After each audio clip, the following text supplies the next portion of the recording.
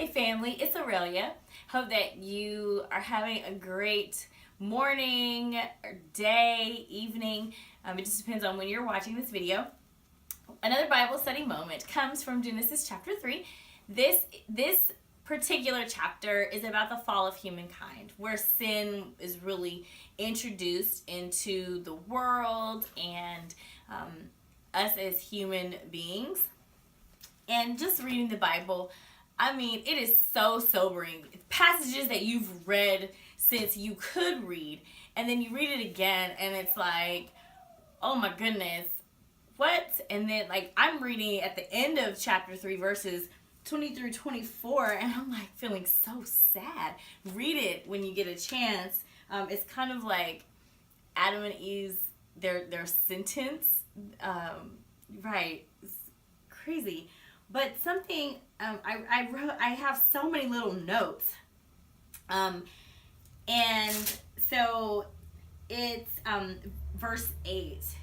I wrote, even in sinful states, we can still hear God. Even when we're doing our own thing, not really glorifying God, but blessing, that part of ourselves that really only gratifies ourselves and even potentially harms others, we can still hear God. Adam and Eve, they heard the sound of God. And when they heard the sound of God, they hid because they were afraid. Because it was like they knew now that they did something that they shouldn't really have done. So, verse 10, it says, Adam answered, I heard you in the garden, and I was afraid because I was naked, so I hid. And I put, he was afraid to be naked. I know in today's world, being naked is not something that as Christians, as believers, is glorified. But in this instance, naked was a form of purity. It was a form of freedom. And he, after eating of the fruit, he became aware of like himself, who he really is, and that made him afraid. There's something in that, and I'm like, that needs to be explored some more.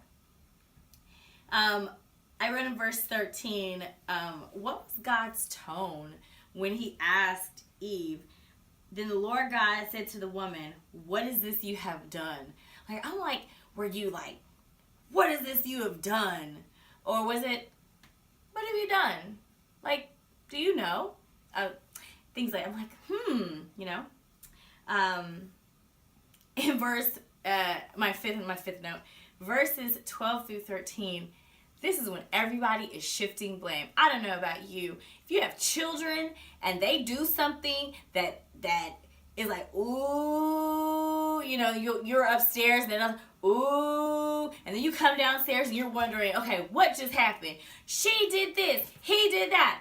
It wasn't me, and I'm like, but the vase is still broken and shattered, I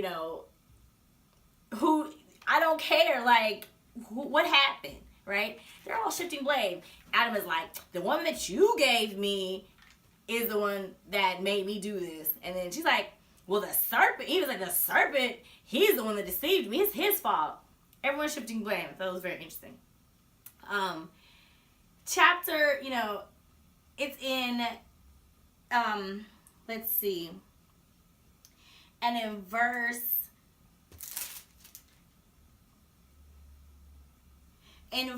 22, and the Lord God said, the man has now become like one of us, knowing good and evil. He must not be allowed to reach out his hand and take also from the tree of life and eat and live forever. And so this note I wrote, it says, so, I was like, so God, this is me talking to the Lord, I'm like, so God, you're the only one who can know good and evil.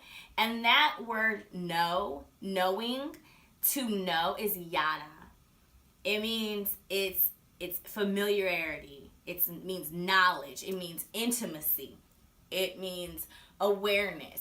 And I'm like, because they now know, they have knowledge of good and evil, they're not allowed to be in this space. And so, and when it says us, that's God, Father, Son, Spirit, the Trinity, the triune God.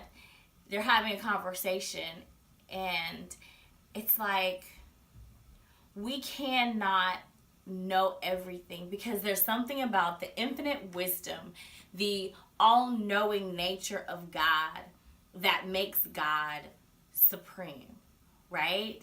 And so we cannot elevate to that level, because with that comes the greatest responsibility. But then also that knowledge of knowing good and evil means that we're obligated to do something about it, right? So I thought that was very interesting as well. And then just overall, I was like, chapter 3 in essence reads like an explanation for why things are. Like why snakes don't have feet. Why there is so much pain during labor, during childbirth, right? Why us women, like, we have a very hard time sometimes when we go crazy gaga over men in relationships. I was like, that's kind of an explanation of that as well. And then also, like, why men struggle in the work world. Like, I thought it was very interesting. Like, it read to me like it was an explanation. But those were my Bible study moments. Chapter 3 was a little different than my others, where I had like one nugget. Like this one, I had all these like thoughts and questions. And so I hope you thought along with me. Read it for yourself, chapter 3. And it's okay to question. It really is okay to question, because I know for a fact that God will provide the answers. So I love you. Have a great day or a great night, depending on when you're watching this video. Peace.